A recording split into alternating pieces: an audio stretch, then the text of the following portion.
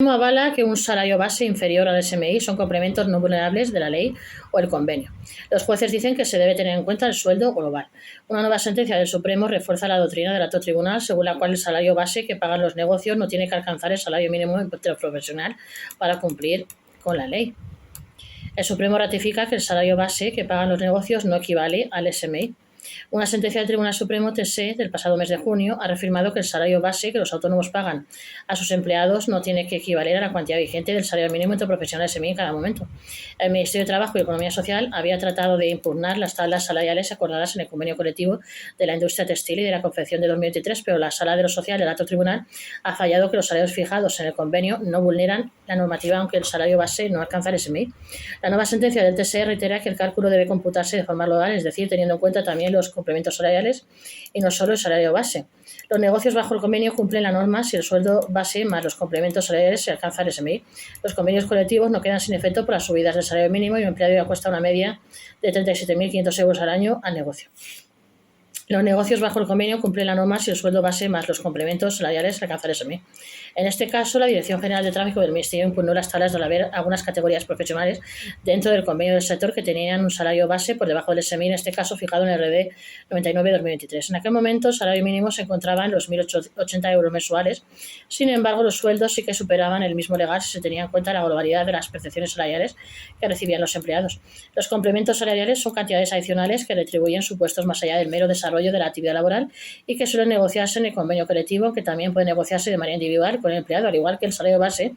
Estos complementos cotizan entre ellos, se encuentran antigüedad, productividad, nocturnidad, prorata de paga extra, pagas adicionales, pluses de asistencia, resultados de la empresa, comisión por objetivos de ventas. Los complementos extrasalariales, por su parte, no se tienen en cuenta dentro de este cómputo y no cotizan y se remuneran para compensar al empleado por determinados gastos en los que puede incurrir con motivo de su labor, como serían las dietas, el kilometraje, los pluses de vestuario o material de trabajo, propinas o cheques de comida, guarderías. Estos últimos son un suplemento del trabajador que está aparte del salario, por lo que no se computa para el cálculo en cuestión, pero el resto de conceptos salariales configuran la percepción salarial que el empleado tiene. Y si esta percepción salarial se encuentra por encima de lo que debe percibir como mínimo por su prestación de servicios, el negocio y el convenio colectivo estaría respetándolo.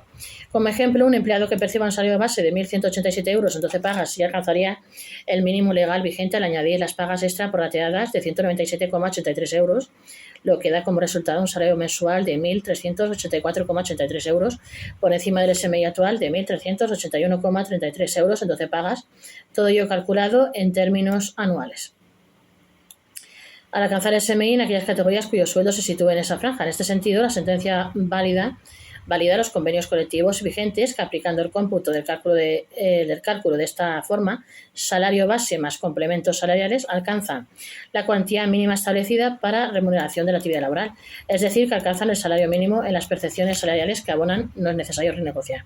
Asimismo, se aplican aquellos supuestos en los que el negocio no se encuentra bajo ningún convenio colectivo vigente, que deberán tener en cuenta este cálculo para cumplir con la normativa. El SMI es el mínimo que debe percibir el trabajador por su prestación de servicios. Esto se traduce en el convenio colectivo. Dentro de este tenemos varios conceptos salariales y extrasalariales.